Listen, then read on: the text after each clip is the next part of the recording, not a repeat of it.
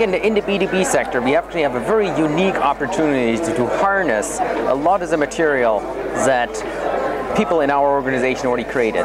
So most likely you're going to have technical experts in your organization or subject matter experts that create very valuable content that in the past you haven't really been able to leverage much because you created one-off for one specific customer, or you create it for one specific purpose, for one specific trade show.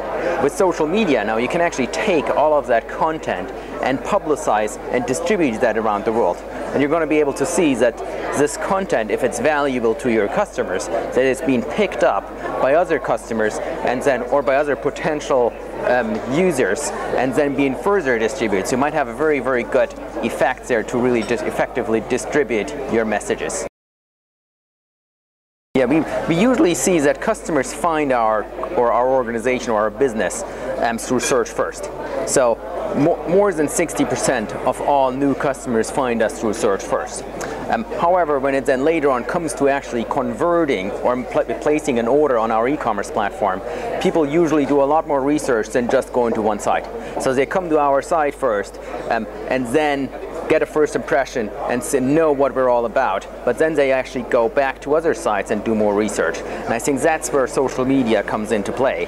Whereas then, if you're able to work with a lot of other partners and have a good representation in social media assets about your organization, I think then you can actually positively influence purchasing decisions. I think that the important part here is to really be honest. Don't try to PR the social media platforms. I think your best advocate is your customer. So if you're having a very good product and people talk about it, that's probably the best way to then get new buyers that actually see these comments. So what are the social media platforms that RS use? Well, we obviously use Facebook, and we use Weibo in China. And Weibo actually has been one of the most successful ones for us because we have a specific forums and discussions for engineers on Weibo in China. So, and I think in China it's probably the most successful campaign that we ran.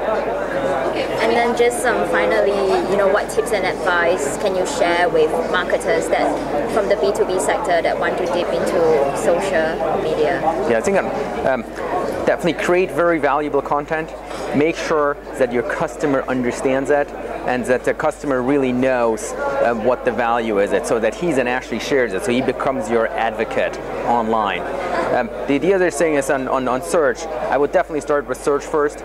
So if you start a PPC campaign, you're going to be able to fairly quickly figure out what are your most relevant and high converting keywords. You take those into an SEO campaign and can then create a broader search campaign. So if you do that, then combined with the social media effort, I think that's a good first step.